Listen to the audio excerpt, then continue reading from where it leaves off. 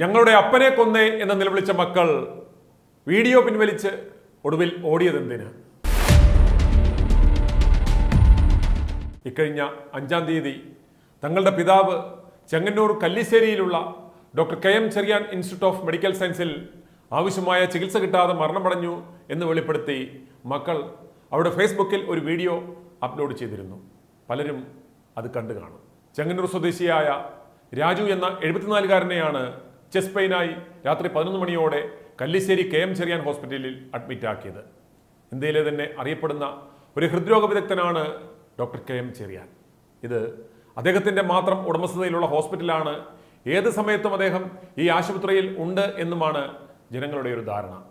Department of കാർഡിയോളജിയാണ് ഈ ഹോസ്പിറ്റലിൻ്റെ ഫ്ലാഗ്ഷിപ്പ് ഡിപ്പാർട്ട്മെൻറ്റ്.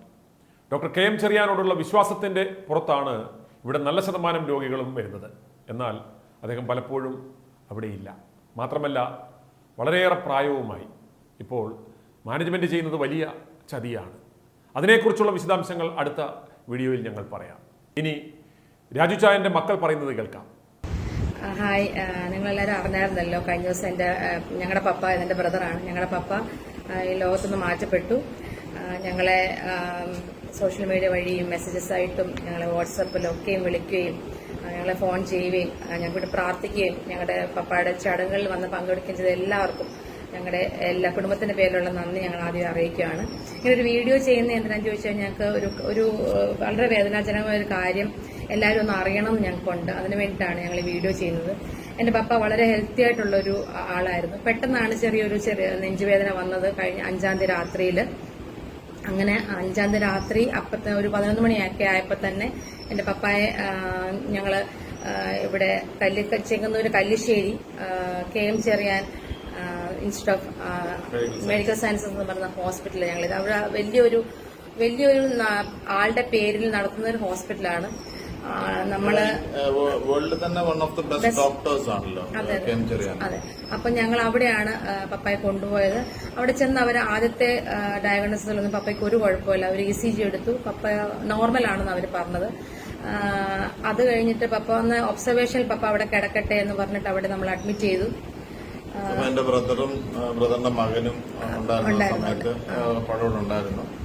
അപ്പൊ അങ്ങനെ ഞങ്ങള് അവിടെ നമ്മൾ സാധാരണ രീതിയിൽ നെഞ്ചുവേദന വന്നു ചെന്ന് കഴിഞ്ഞാൽ അവര് ചികിത്സ ചെയ്യും. ഇന്നത്തെ കാലത്ത് മെഡിക്കൽ സയൻസ് അത്ര അഡ്വാൻസ്ഡ് ആണ്.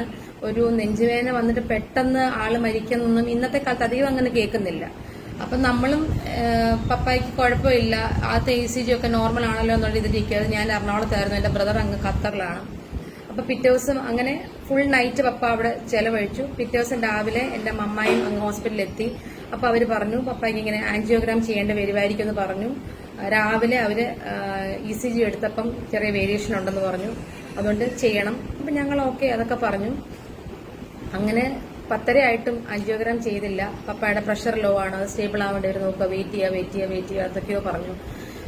1:30 ആയപ്പം അതിന്റെ ഇടയ്ക്കൊക്കെ 1-2 പ്രാവശ്യം എന്റെ അമ്മയ്ക്കും ഞങ്ങളുടെ ചേട്ടനും ഒന്ന് കയറി കാണാനൊക്കെ പറ്റി. പപ്പ സംസാരിക്കുന്നുണ്ടായിരുന്നു. 1:30 ആയപ്പം ഏകദേശം 1 മണി സമയത്തോട് ഡോക്ടർ പിന്നെയും വിളിച്ചു പറഞ്ഞു പപ്പ സീരിയസ് ആണ്, അറിയിക്കേണ്ടവരെയൊക്കെ അറിയിച്ചോന്ന് പറഞ്ഞു. ഞങ്ങള് എന്തുവാ പറയണ്ടേ, കുറച്ച് 15 മിനിറ്റ് കഴിഞ്ഞപ്പോൾ പപ്പ മരിച്ചു. ഞങ്ങൾക്കിത് പറയാം. ഞങ്ങൾ എന്തിനാ ഈ വീഡിയോ ചെയ്യുന്നതെന്ന് ചോദിച്ചു കഴിഞ്ഞാൽ രാത്രി 11:30 ഇവിടെ എത്തിയപ്പം എന്റെ പപ്പായ്ക്ക് ചെസ്റ്റ് പെയിൻ ഉണ്ട്, പക്ഷെ ECG നോർമൽ. വീണ്ടും എന്റെ പപ്പ പറയുന്നുണ്ട് ചെസ്റ്റ് പെയിൻ ഉണ്ട്. ആണ്.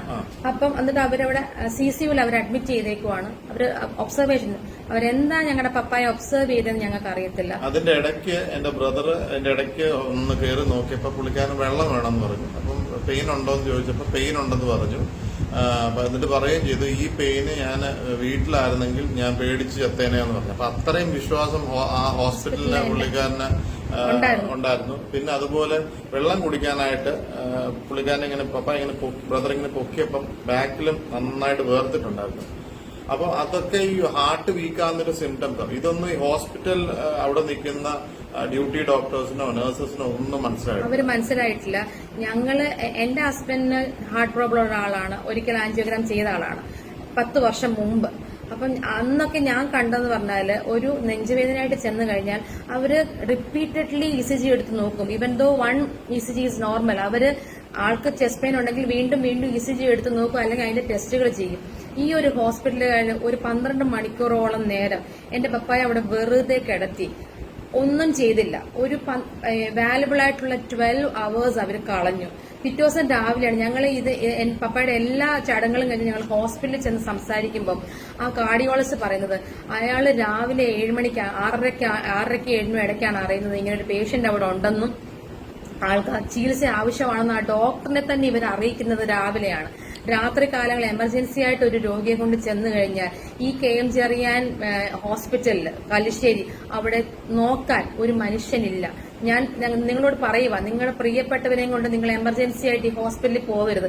ഒരുപാട് പേര് കാണുമായിരിക്കും, ഭയങ്കര വലിയ പേരുള്ളൊരു ഹോസ്പിറ്റലായിരിക്കാം. അവര് പപ്പായുടെ ഒരു ഇതിനുവേണ്ടി വെയിറ്റ് ചെയ്യുന്ന പോലെ നമുക്ക് തോന്നിയത്.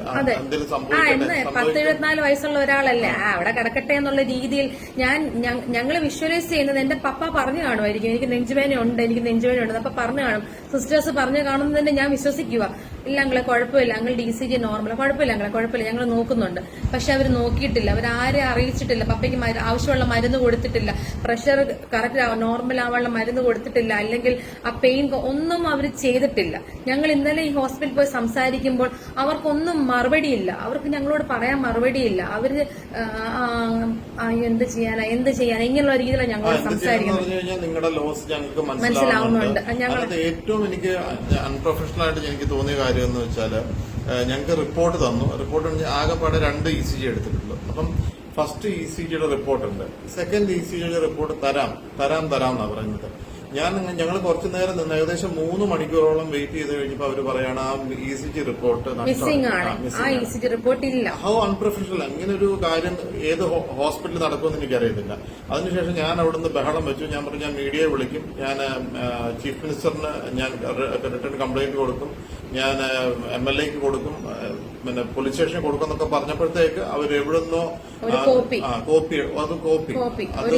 കോപ്പി ഇൻഷുറൻസിന് അയച്ചു കൊടുക്കുന്ന സാമ്പിൾ ഫോട്ടോസ്റ്റാറ്റ് ആയിരിക്കും, ഒറിജിനൽ അവരുണ്ട്. എന്തുകൊണ്ട് അവർ തരാത്തതെന്നൊന്നും വേരിയേഷൻസ് ഉണ്ട് വ്യക്തമായിട്ട് വേരിയേഷൻ ഉണ്ട്. 5 മണിക്ക് എടുത്ത ECG പിറ്റേ ദിവസം രാവിലെ 5:30 6 ഇടയ്ക്ക് എന്തോ എടുത്ത ECGയിൽ വേരിയേഷൻ ഉണ്ട്. രാത്രിയിൽ പപ്പയ്ക്ക് ഇവരിപ്പോഴും പറയുന്നത് രാത്രിയിൽ പപ്പയ്ക്ക് ഒരു കുഴപ്പമില്ലായിരുന്നു എന്നാണ് ഇവര് പറയുന്നത്. പക്ഷെ ഞങ്ങളുടെ ചെറിയ നോളജ് വെച്ച് ഞങ്ങൾ മനസ്സിലാക്കുന്നു.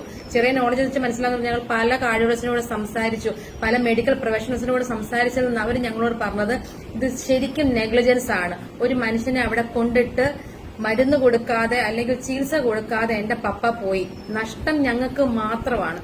ഞാൻ എല്ലാരോടും പറയുവാണ്, ചെങ്ങന്നൂർ ഏരിയ ഇത് ചെങ്ങന്നൂരിന് അഭിമാനമാകേണ്ട ഒരു ഹോസ്പിറ്റലാണ്. കാര്യം ചെങ്ങന്നൂർ പോലൊരു സ്ഥലത്ത് ഇത്രയും ഒരു ഹോസ്പിറ്റൽ വന്നത് വലിയൊരു നല്ലതായിട്ട് കാണുന്ന ഒരുപാട് പേരുണ്ട്. ഞാൻ നിങ്ങളോട് പറയുവാണ്, ഞങ്ങൾ ഉൾപ്പെടെ അങ്ങനെ വിചാരിച്ചിരുന്നത് ഇത്രയും നല്ലൊരു ഹോസ്പിറ്റൽ ചെങ്ങന്നൂർ വന്നല്ലോ. പക്ഷെ ഞാൻ നിങ്ങളോട് പറയുവാണ്, ഒരു 5 സ്റ്റാർ ഹോട്ടൽ മാത്രമാണെന്ന് ഞങ്ങൾക്ക് തോന്നിപ്പോവുകയാണ്. കാര്യം ഞങ്ങളുടെ പപ്പായ അതിനുള്ള ക്വാളിറ്റിയോ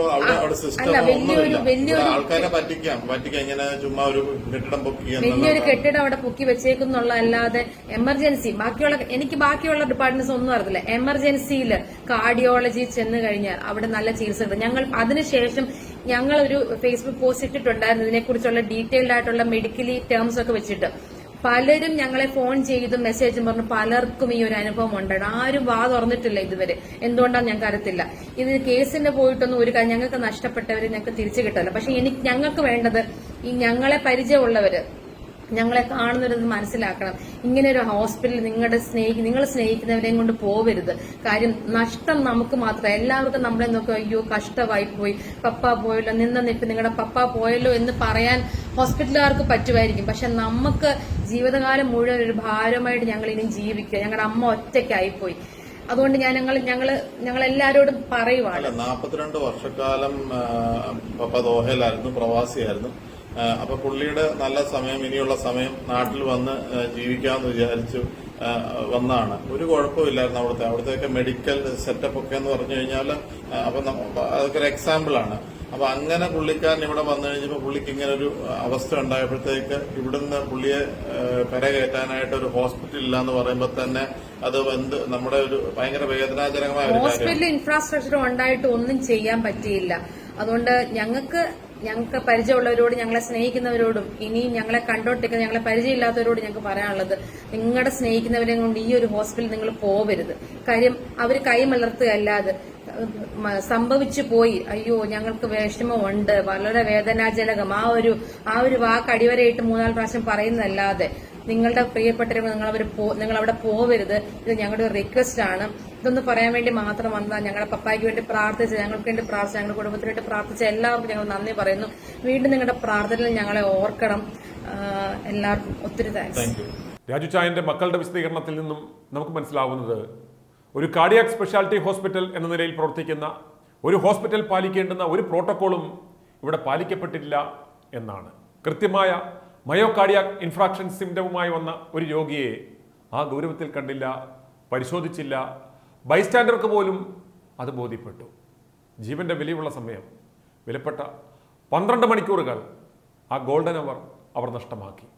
ഒരു അപ്പെക്സ് കാർഡിയാക് സെന്ററിൽ രാത്രിയിൽ ഒരു കാർഡിയോളജിസ്റ്റ് ഇല്ല എന്ന് കേൾക്കുന്നത് വളരെയേറെ ഷോക്കിംഗ് ആണ്. ആശുപത്രിയിൽ പ്രവേശിപ്പിച്ച MI അവസ്ഥയിലായിരുന്ന ആ രോഗിയെ ഉടൻ തന്നെ ആൻജിയോഗ്രാമിന് വിധേയനാക്കി, ബ്ലോക്കുകളുടെ അവസ്ഥ മനസ്സിലാക്കി ത്രോംബുലൈസ് ചെയ്യുകയോ ആ സമയത്ത് തന്നെ അടിയന്തര ആൻജിയോപ്ലാസ്റ്റിക്ക് വിധേയനാക്കുകയോ ചെയ്തിരുന്നുവെങ്കിൽ രാജു ചായൻ ഇന്നും ഒരുപക്ഷെ ജീവനോടെ കാണുമായിരുന്നു. പക്ഷേ ആ നെഗ്ലിജൻസിന് കൊടുക്കേണ്ടി വന്ന വില ഒരു മനുഷ്യൻ്റെ ജീവനാണ്. ഇതുപോലെ എത്ര ജീവനുകൾ അസമയത്ത് ഇവിടെ പൊലിഞ്ഞിട്ടുണ്ടാവാം. പല പരാതികളും ഇതിനു മുമ്പും ഈ ആശുപത്രിക്കെതിരെ ഉയർന്നിട്ടുണ്ട്. ഞങ്ങളെ ഏറ്റവും അത്ഭുതപ്പെടുത്തിയ വിഷയം, ഇത്രയും ഗുരുതരമായ ഒരു കാര്യം, സ്വന്തം പിതാവിൻ്റെ ജീവൻ നഷ്ടപ്പെടുത്തിയ ആശുപത്രിയുടെ ഭാഗത്തു നിന്നുണ്ടായ നിരുത്തരവാദപരമായ കാര്യങ്ങളുടെ വിശദമായ വെളിപ്പെടുത്തൽ നടത്തിയ മക്കൾ ആ വീഡിയോ ഒടുവിൽ പിൻവലിച്ചു. എന്തുകൊണ്ടാവാം അത്? തങ്ങൾക്ക് തെറ്റുപറ്റിപ്പോയി, അറിയാതെ പറഞ്ഞു പോയതാണ്, ആരെങ്കിലും പറയിച്ചതാണ്, പെട്ടെന്നുണ്ടായ വിഷമത്തിൽ പറഞ്ഞതാണ് എന്നൊന്നും ഇവർക്ക് പറഞ്ഞ് തലയിൽ വീഴാൻ പറ്റില്ല. മക്കളുടെ ഉത്തമ ബോധ്യത്തിൽ അവരുടെ അനുഭവത്തിൽപ്പെട്ട കാര്യമാണ് ഇവർ വെളിപ്പെടുത്തിയത്. പിന്നെ എന്തുകൊണ്ടാണ് അവർ ആശുപത്രിക്കെതിരായ വീഡിയോ പിൻവലിച്ചത്? അതിനവരെ പ്രേരിപ്പിച്ച ഘടകം എന്താണ്? കേരളത്തിലെ ഏറ്റവും വലിയ തീവട്ടി കാർഡിയോളജിസ്റ്റിൻ്റെ വൈസ് പ്രസിഡന്റ് മാർക്കറ്റിംഗായി സേവനമനുഷ്ഠിച്ച ആളാണ് ഞാൻ. ഇത്തരം നിരവധി അനുഭവങ്ങളിലൂടെ കടന്നുപോയിട്ടുമുണ്ട്. മനസ്സുമെടുത്താണ് ആ പണി ഉപേക്ഷിച്ചത്. ഇത്തരം സാഹചര്യങ്ങൾ ഉണ്ടാകുമ്പോൾ ആശുപത്രിയുടെ പേര് നഷ്ടപ്പെടാതിരിക്കുവാൻ ചെയ്യുന്ന കാര്യങ്ങൾ പലതാണ്. ഒന്ന്, പേഷ്യൻറ്റിൻ്റെ വീട്ടുകാരെ കാണും, കാര്യങ്ങൾ സംസാരിക്കും. അവർ ആശുപത്രിയിൽ അടച്ച പണം പകുതി അല്ലെങ്കിൽ മുഴുവനായി ആളും തരവും നോക്കി തിരിച്ചു കൊടുക്കാം എന്ന് പറയും. അവർക്ക് ഏറ്റവും ബന്ധമുള്ള നോ പറയാൻ പറ്റാത്ത ഒരാളെ കൂടി ഈ ലൂപ്പിലിടും. അതിലും ഒതുങ്ങിയില്ലെങ്കിൽ നഷ്ടപരിഹാരം ആളുടെ പ്രൊഫൈൽ അനുസരിച്ച് കൊടുത്തു ഒതുക്കും. ഇതിലും ഒതുങ്ങിയില്ലെങ്കിൽ മറ്റെല്ലാ മാർഗങ്ങളും നോക്കും, കൂടുതൽ പണം ഓഫർ ചെയ്യും, വിരട്ടും. ഇത്രയും നിലവിളിച്ച ഈ മക്കളുടെ മനസ്സ് എന്തുകൊണ്ട് മാറി? അവർ എന്തുകൊണ്ട് ഈ വീഡിയോ പിൻവലിച്ചു എന്ന് അവർ തന്നെ വ്യക്തമാക്കണം. കേരളത്തിലെ ഹൈടെക് കാർഡിയാക് സെന്റർ എന്ന് പറയുകയും രാത്രികാലങ്ങളിൽ മുതിർന്ന ഒരു കാർഡിയോളജിസ്റ്റ് പോലും ഇല്ലാത്ത, പേഷ്യന്റിനെ ഒന്ന് അസസ് ചെയ്യാൻ പോലും സംവിധാനമില്ലാത്ത ഒരു ആശുപത്രി ഒരു ഹാർട്ട് ഫൗണ്ടേഷൻ എന്ന നിലയിൽ പ്രവർത്തിക്കുവാൻ പാടില്ല. KM ചെറിയാനെ നമ്മൾ പാതിരാത്രി അവിടെ പ്രതീക്ഷിക്കുന്നില്ല. പക്ഷേ ഒരു കോമ്പിറ്റൻ്റായ കാർഡിയോളജിസ്റ്റ് അവിടെ ഉണ്ടാവണം. എമർജൻസി ആൻജിയോപ്ലാസ്റ്റി ചെയ്യുവാനുള്ള സംവിധാനങ്ങൾ അവിടെ മിനിമം ഉണ്ടായിരിക്കണം. അല്ലാതെ കാർഡിയോളജിസ്റ്റ് അടുത്ത ദിവസം ഉച്ചയ്ക്ക് 12 മണി കഴിഞ്ഞ് റൗണ്ട്സും കഴിഞ്ഞ് OP ഒക്കെ കഴിഞ്ഞ് പതുക്കെ തോന്നുമ്പോൾ വന്ന് MI പേഷ്യൻറ്റിനെ കാണുന്ന ഒരു ആശുപത്രി കാർഡിയാക് സെന്റർ എന്ന പേരിൽ പ്രവർത്തിക്കുവാൻ പാടില്ല. ഇവന്മാർ ഇത് നിർത്തി വല്ല കശാപ്പ് കടയും തുടങ്ങുന്നതാണ് നല്ലത്. പലപ്പോഴും ഹൃദയാഘാതം വന്ന് രോഗികൾ മരിക്കുന്നതിൻ്റെ പ്രധാന കാരണം അത് ഹാർട്ട് അറ്റാക്ക് ആണെന്ന് അവർ പോലും അറിയുന്നില്ല. സമയത്ത് അതുകൊണ്ട് തന്നെ ആശുപത്രിയിൽ പോകുന്നില്ല. ആശുപത്രിയിൽ പോയാലും അത് ഹാർട്ട് അറ്റാക്ക് ആണ് എന്ന് നിർണ്ണയിക്കപ്പെടുന്നില്ല. അങ്ങനെ ജീവന്റെ വിലപ്പെട്ട സമയം പാഴാക്കുന്നതിലൂടെ രോഗി മരിക്കുന്നു.